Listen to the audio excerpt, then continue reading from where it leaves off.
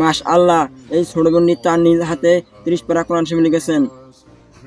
তার কণ্ঠে একটি কোরআন তেলাওয়াত শুনে যান।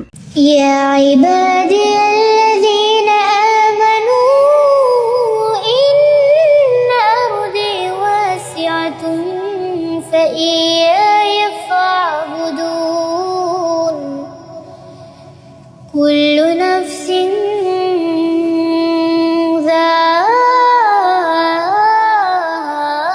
যায়িকাতুল মাউত কুল্লু নাফসিন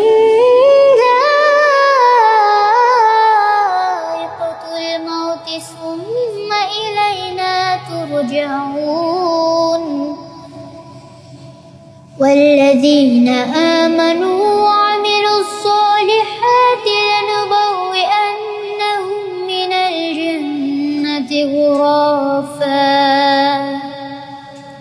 غرفا تجري من تحتها الأنهار خالدين فيها نعم أجر العاملين صدق الله العظيم السلام عليكم।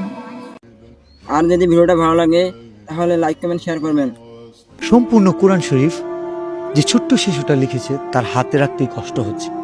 লিখতে কি কষ্ট হয়েছে?